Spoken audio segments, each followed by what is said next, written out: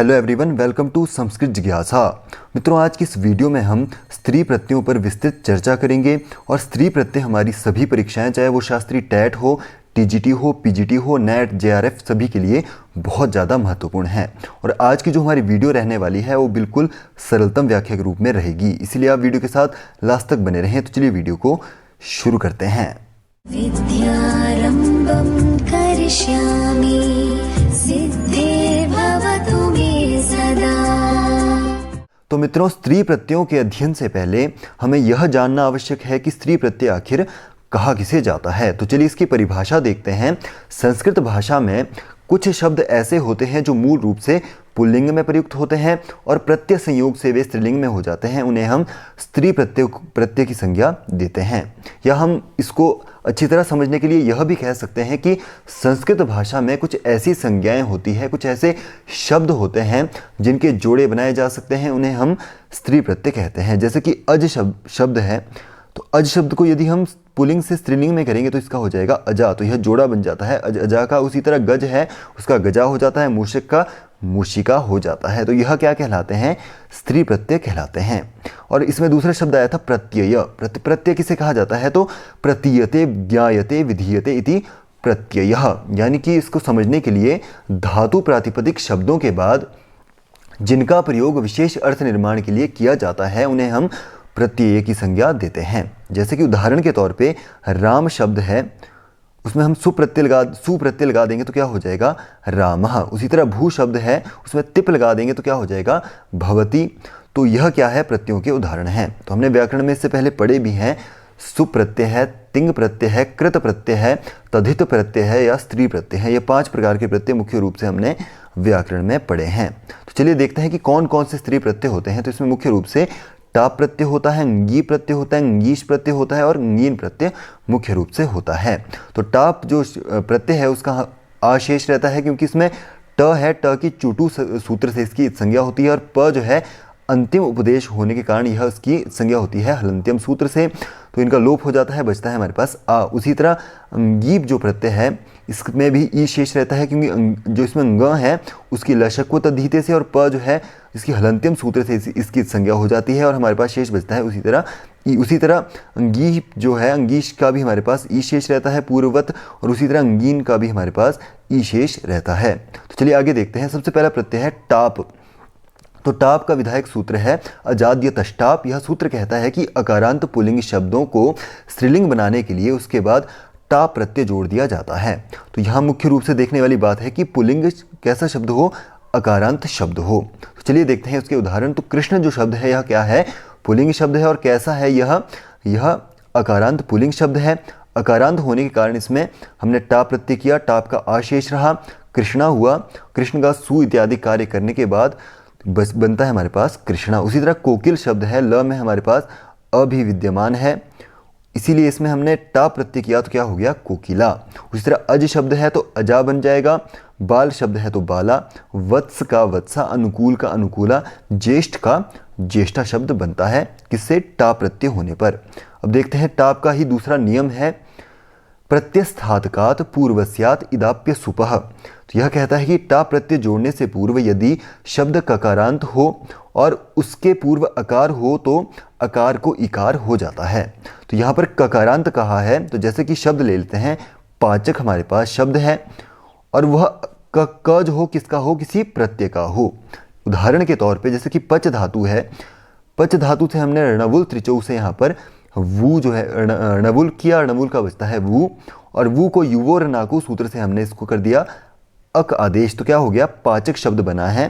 तो यह कैसा है? यह प्रत्यय से बना हुआ शब्द है।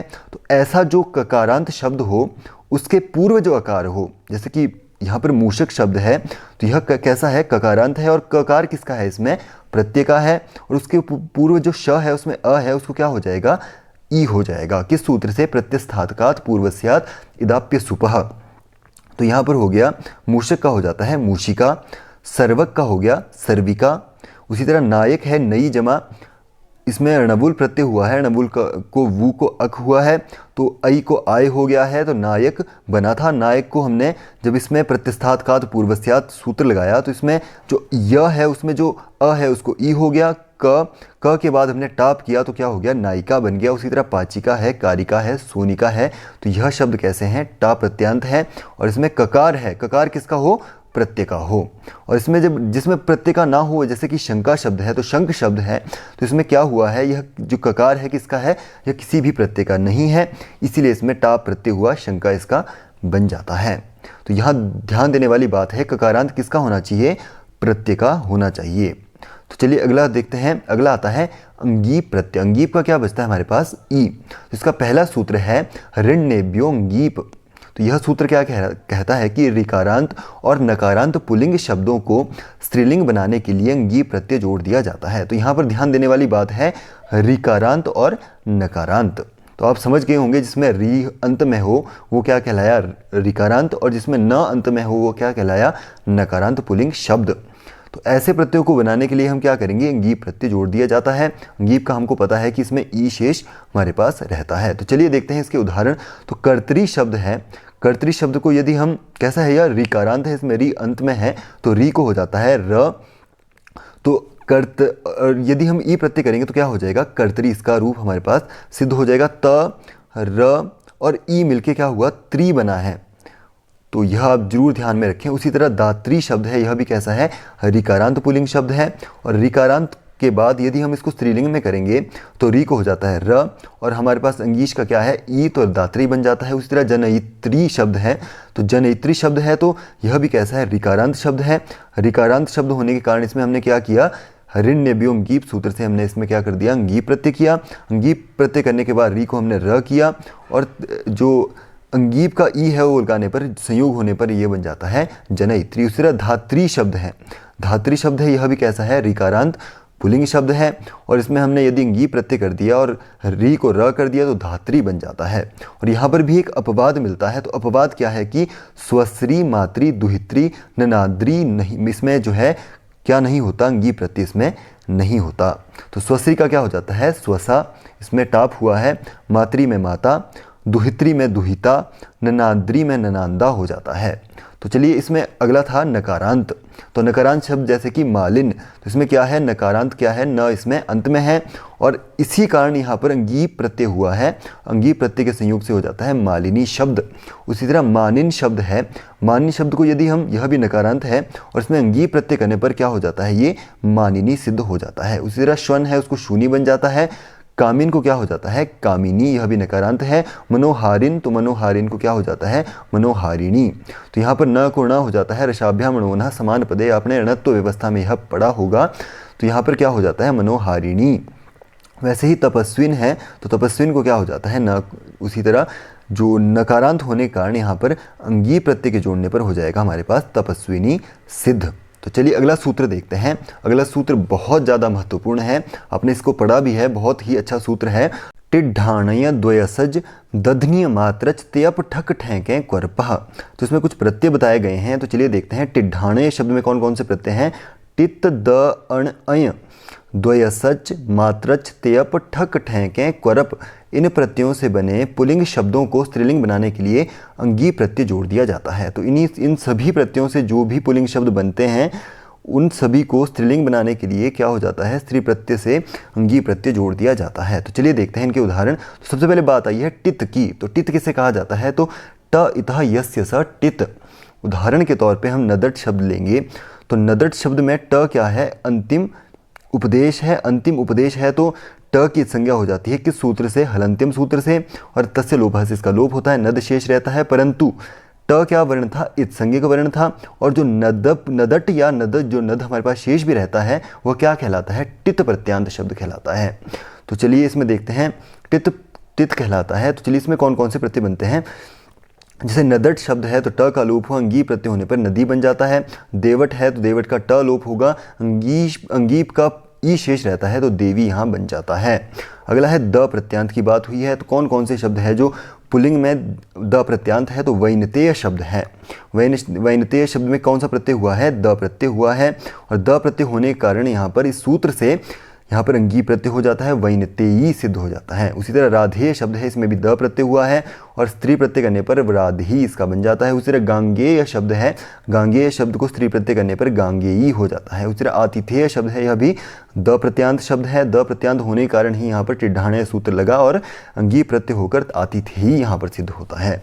अगला है अण प्रत्यांत। इसी सूत्र ने कहा था अण प्रत्यांत जो शब्द हो, कैसे, पुलिंग शब्द, तो यहाँ पर अण प्रत्यांत से बनता है कुंभकार, कुंभ क्री धातु से जो यह बनता है कुंभकार, और पुलिंग में कुंभकार है तो यहाँ पर अंगी प्रत्यय करने पर हो जाता है कुंभकारी। उपगो शब्द है, उपगो शब्द भी अण प्रत्यय से उपगव बनता है। उपगव होने के बाद इसमें अंगी प्रत्यय होने के बाद इस सूत्र से उपगवी बनता है। उसी तरह तापस शब्द है, तापस शब्द में भी अंगी प्रत्यय हुआ है और ये तापसी बना है। आगे देखते हैं अय प्रत्यांत शब्द। तो अय प्रत्यांत शब्द जैसे कि उत्स शब्द है, पुलिंग में बनता है, इसमें अय प्रत्यय हुआ है। इसी के कारण यहाँ पर कौन सा सूत्र लगा, टिड्ढाणय द्वयसज दधनीय मात्र त्यप ठक ठेंके क्वर्प, इससे अंगी प्रत्यय हुआ। अंगी प्रत्यय होने के कारण यहाँ पर उसका होगा उत्सी। उसी तरह द्वयसज प्रत्यांत जैसे कि उरुदध्व शब्द है, इसमें द्वयसज प्रत्यय हुआ है। द्वयसज प्रत्यय होने के कारण यहाँ पर कौन सा सूत्र लगा, अंगी प्रत्यय लगा और उरुदध्वी इसका स्त्री प्रत्यय हो जाता है। और मात्रच प्रत्यांत देखते हैं तो उरुमात्र शब्द है, उरुमात्र शब्द से अंगी प्रत्यय करने पर उरुमात्री बन जाता है। उसी तरह तय प्रत्यांत की बात हुई थी तो तृतय शब्द है, तृतय शब्द को यदि पुलिंग में है और स्त्रीलिंग में करेंगे अंगी प्रत्यय से तृतयी बन जाता है। तो ये कैसे हैं, तय प्रत्यांत शब्द है। उस तरह द्वितयी शब्द है, द्वितय शब्द है पुलिंग में, स्त्रीलिंग में इसका हो जाएगा द्वितयी। चतुष्टय शब्द है पुलिंग में और स्त्री प्रत्यय करने के बाद इसका हो जाएगा चतुष्टयी। पंचतयी तय प्रत्यांत है, इसी कारण यहाँ पर पंचतयी इसका स्त्री प्रत्यय हो जाता है। उभई, उभय है, उभई इसका हो जाता है। उसी तरह ठक प्रत्यांत, तो ठक प्रत्यांत में देखेंगे तो ठक प्रत्यांत है आक्षिक शब्द। आक्षिक में आक्ष शब्द है या अक्ष शब्द हम कह सकते हैं, परंतु आक्ष शब्द हम लेंगे। आक्ष शब्द है और ठ प्रत्यय हुआ है, ठ को ठस्येकः सूत्र से ठ को इक हो जाता है तो आक्षिक बना है। आक्षिक बनने के बाद जब क्या कहा था, ठक प्रत्यांत को अंगी प्रत्यय होता है कौन से सूत्र से, टिड्ढाणय द्वयसज से, जैसे कि हमने पढ़ा भी है। तो इसमें अंगी प्रत्यय करने पर आक्षिकी इसका बन जाता है। अब ठ प्रत्यय की बात करें तो ठ है तो य का लोप होकर ठ शेष रहता है, तो इसे भी ठस्येकः सूत्र से इक हुआ है। लावण शब्द है, लावण को ठ को इक हो गया तो लावणिक शब्द बना। लावणिक शब्द के बाद अंगी प्रत्यय करने पर लावणिकी बन जाएगा। उसी तरह वैयासिक शब्द है, वैयासिक शब्द को हम कर देंगे ठ प्रत्यांत है यह, तो ठ प्रत्यांत के बाद अंगी प्रत्यय करने के बाद हो जाएगा इसका वैयासिकी। तो चलिए आगे देखते हैं। आगे आता है कय प्रत्यांत। कय प्रत्यांत में कौन कौन से शब्द बनते हैं, यादृश शब्द बनता है। तो यादृश शब्द को स्त्री प्रत्यय करने पर हो जाएगा इसका यादृशी, वैसे ही तादृशी। तो क्वर प्रत्यांत शब्द कौन सा है, नश्वर है, पुलिंग में बनता है नश्वर, स्त्रीलिंग कर देंगे इसका तो अंगी प्रत्यय करने पर हो जाएगा नश्वरी। उसी तरह जितवर शब्द है, किसमें है, ये पुलिंग में है, कौन से प्रत्यय होने पर, क्वर प्रत्यय होने पर, तो इसका स्त्री प्रत्यय अंगीप करने पर हो जाएगा यह जितवरी। तो प्रत्यय यह जो है हमारा सूत्र जो था टिड्ढाणय द्वयसज मात्र दधनीय मात्र त्यप ठक ठेंके क्वर्पः, बहुत ही ज़्यादा महत्वपूर्ण और इसमें बहुत सारे शब्द आपके बन रहे हैं, इसे आपको अच्छे से देखना चाहिए। अगला सूत्र है वयसी प्रथमे। यह भी सूत्र महत्वपूर्ण है। यह कहता है कि प्रथम वयस्क ज्ञान कराने वाले शब्दों के बाद स्त्रीलिंग हेतु अंगी प्रत्यय जोड़ दिया जाता है। तो यहाँ पर वयस्क से शब्द है आयु अर्थ में, आयु की हम इस पे अर्थ ले सकते हैं क्योंकि, और इसके बाद ही इन्होंने एक चीज़ और कही है कि अंतिम अवस्था को छोड़कर यहाँ पर एक जो है हमें वार्तिक मिलता है वयस्य चरम इति वाच्यम। तो वह कहता है कि अंतिम अवस्था को छोड़ के। तो चलिए कहाँ अंगीप होगा और कहाँ नहीं होगा बात करते हैं। तो जैसे किशोर शब्द है, किसका है, आयु का वाचक है किशोर। तो किशोर को यदि हम पुल्लिंग से स्त्रीलिंग में करेंगे, कैसा है ये, वयस्क का यानी कि आयु का बोध कराने वाला है, तो इसमें कौन सा हो जाएगा, अंगी प्रत्यय हो जाएगा वयसी प्रथम सूत्र से, तो इसमें हो जाएगा किशोरी। उसी तरह वधुट शब्द है, वधुट शब्द है और इससे वयसी प्रथमी सूत्र से इसमें हो जाएगा वधुटी। वधु भी जो है किसका बोधक है, वयस्क का बोधक है। उसी तरह कुमार शब्द है, इसका यदि हम स्त्री प्रत्यय अंगीप करने पर हो जाएगा इसका कुमारी। इसने कहा था कि वयस्य चरम इति वाच्यम, यानी कि अंतिम अवस्था को छोड़ के। अंतिम अवस्था जैसे कि वृद्ध है शब्द है, तो यह कैसा है, आयु का अंतिम पड़ाव है। उसी तरह स्थाविर शब्द है, इसमें कौन सा प्रत्यय हो जाता है, इसमें हो जाता है टाप प्रत्यय। यह हो गया वृद्धा और स्थाविरा। तो चलिए आगे देखते हैं। अगला सूत्र है उगितश्च। यह सूत्र क्या कहता है कि ऐसे प्रातिपदिक शब्द जिनमें उकार रिकार का लोप होता हो और मतुप वतुप ईयसुन वतुप क्षत्रि से वह बने हुए हो और स्त्रीलिंग हेतु गी प्रत्यय जोड़ दिया जाता है। अब देखते हैं, जैसे कि शब्द इन्होंने क्या कहा कि जिसमें उकार और रिकार का जिसमें लोप होता है। तो उकार का लोप किसमें होता है? जैसे कि मतुप प्रत्यय है। जैसे कि हम बुद्धिमान बनाना चाहें तो बुद्धिमान के बाद बुद्धि शब्द से मतुप प्रत्यय लगाएंगे। मतुप के बाद हम प का अंतिम उपदेश होने के कारण हलंतिम सूत्र लगाएंगे। इसमें भी हम उपदेशे अनुनासिक इत सूत्र लगा देंगे और मत शेष रहता है। तो इसमें किसका लोप हुआ है? ऊ का लोप हुआ है। ऊ का लोप होने के बाद मत शेष रहता है तो बुद्धिमान बनता है इससे, म त को न होने के बाद, और म को वृद्धिकार्य होने के बाद इसमें बुद्धिमान बना। ऐसे जो शब्द होते हैं उकार का जिसमें लोप होता हो उसमें क्या होता है? अंगी प्रत्यय जोड़ दिया जाता है किस सूत्र से? उगितश्च सूत्र से। तो चलिए देखते हैं, जिसमें उकार का लोप होता है तो श्रीमत शब्द है। श्रीमत में कौन सा प्रत्यय होता है? मतु प्रत्यय होता है। मतु प्रत्यय होने के कारण यहाँ पर उकार का लोप हुआ है और पकार का लोप हुआ है। मूल रूप से उकार की बात करते हैं तो श्रीमत बचता है। तो श्रीमत को यदि अंगी प्रत्यय करने पर हो जाता है श्रीमती। तो हम बहुत बार देखते भी हैं लौकिक में हम श्रीमती में मति ऐसे लिखते हैं, परंतु यह गलत है। हम संस्कृत व्याकरण के लोग हैं, हमें श्रीमती इस तरह लिखना चाहिए। उसी तरह बुद्धिमत शब्द है तो यह इसमें भी मतु प्रत्यय है और इसमें बनता है बुद्धिमती। उसी तरह लज्जावती शब्द है तो इसमें भी क्या है? इसमें भी उकार का लोप हुआ है, इसीलिए यहाँ पर लज्जावती यहाँ पर अंगी प्रत्यय हुआ है। अगला कहा था इसमें कि जिसमें रिकार का लोप होता है तो किसमें होता है? क्षत्रिय प्रत्यय है। तो क्षत्रिय प्रत्यय में किसका होता है? री का लोप होता है और श में अ, यहाँ पर सिर्फ क्या शेष रहता है? अत शेष हमारे पास बचता है। तो अत शेष रहने पर यहाँ पर रिकार का लोप हुआ है, इसी कारण यहाँ पर उगितश्च सूत्र घटित होता है। तो रुदत शब्द है, रुद शब्द से अत हुआ तो क्या हो गया? रुदत।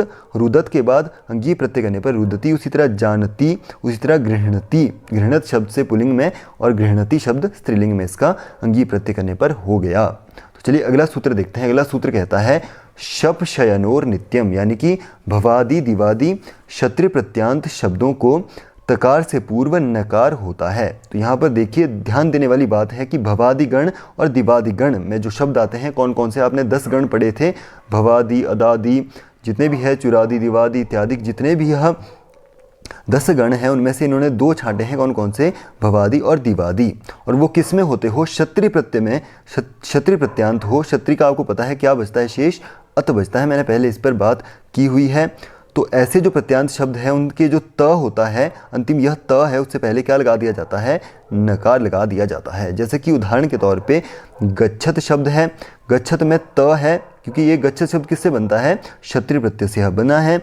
और क्षत्रिय प्रत्यय होने के बाद यहाँ पर जो त है, त से पूर्व न जोड़ दिया जाता है। यह बहुत बार परीक्षाओं में आपसे पूछा जाता है। तो क्या बना? गच्छन्त। अंगी प्रत्यय करने पर अंगीप का ई शेष है तो गच्छन्ति यहाँ पर बनता है। उसी तरह पुत्रियत शब्द है, यहाँ पर भी क्षत्रिय प्रत्यय हुआ है, उसमें त से पूर्व न करने पर पुत्रियंती।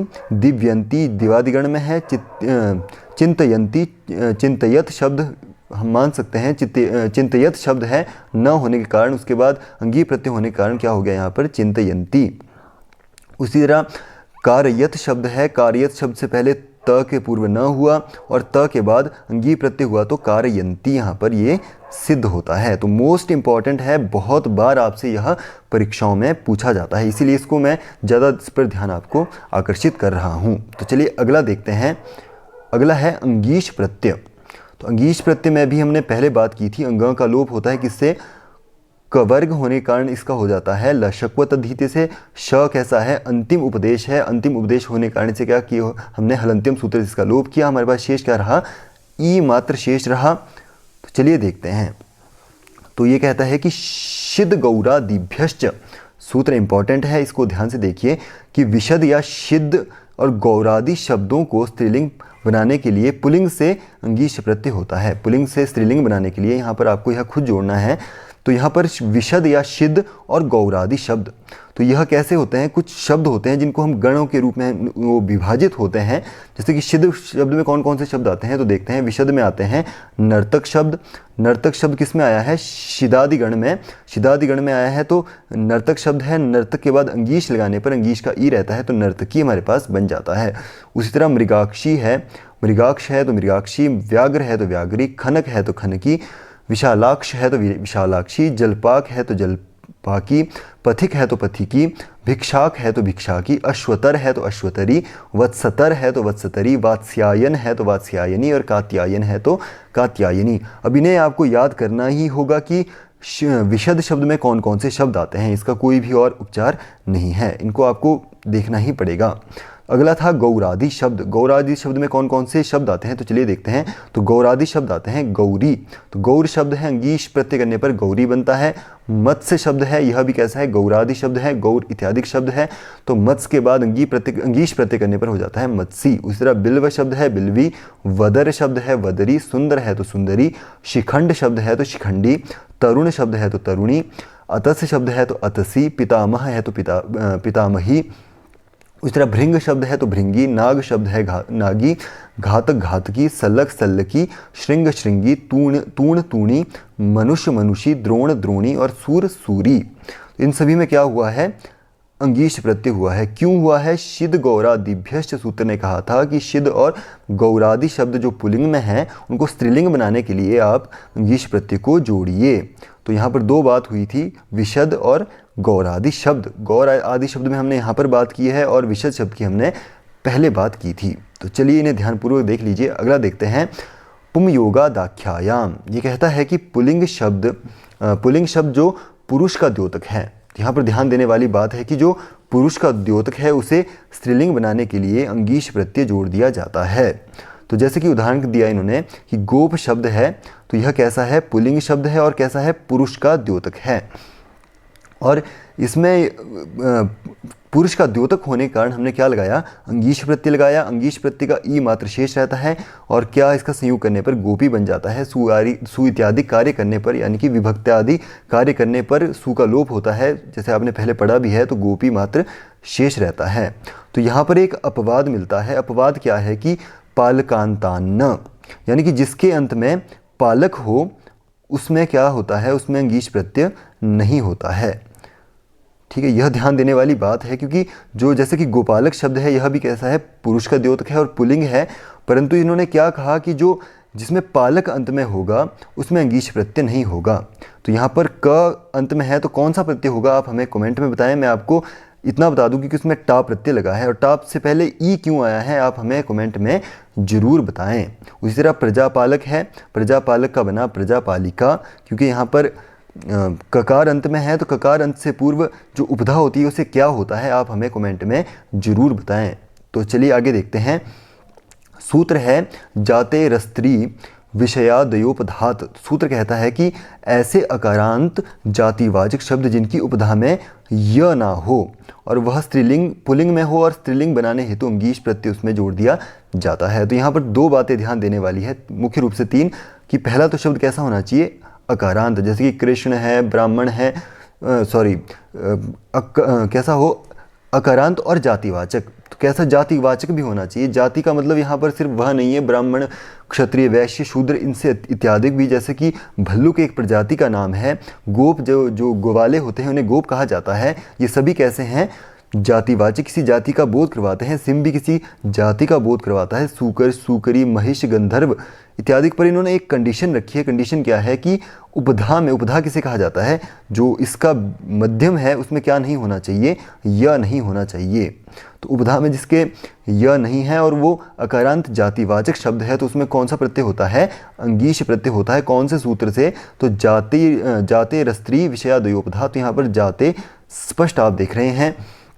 अब देखिए यहाँ पर ब्राह्मण कैसा है, एक जाति समूह का वाचक है और जाति का वाचक होने के कारण ही इसकी उपधा में भी क्या नहीं है, यह नहीं है, और ब्राह्मण शब्द है तो इसमें अंगीश प्रत्यय होकर ब्राह्मणी बना है।